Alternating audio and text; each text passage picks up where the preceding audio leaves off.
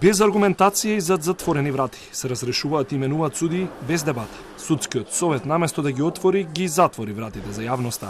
Овој заклучок следи по едногодишното следење на работата на судскиот совет од страна на коалицијата Сите за правично судење. Системот на заслуги е само козметичка алатка, констатираат од коалицијата.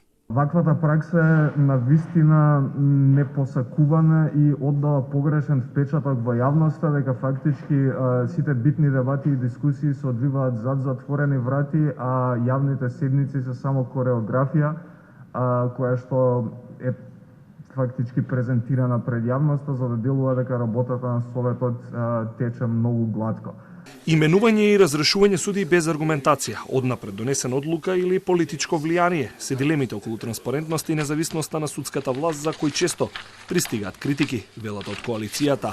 Јавноста наместо дебат добива кусо соопштение за јавноста со одлуките на членовите на советот. Да, во самата анализа е констатирано тоа, најчесто пред седниците на судскиот совет вообичаена пракса, барем за изминатава година, беше одржување на неформални колегиуми на судскиот совет, во кои што оставаат впечаток дека веќе претходно ги одлучуваат и решаваат некои од прашањата кои што се на тема на дневен ред на актуелната седница, а потоа само се произнесуваат со да и не при нивното гласање. 15 председатели на судови за кус рок седнале во председателските фотели на судовите, а најчесто едногласно.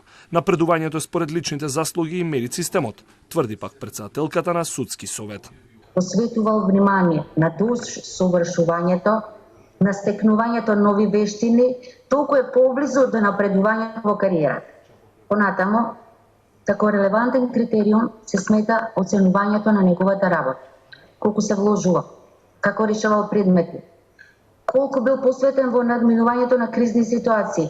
И граѓаните кога се жалат од работата на судиите, најчесто преставките завршуваат со кус одговор, дали се основани или не, без при тоа да биде објаснето зашто се однесува представката на јавните седници. Се наведува во извештајот на коалицијата Сите за правично судење.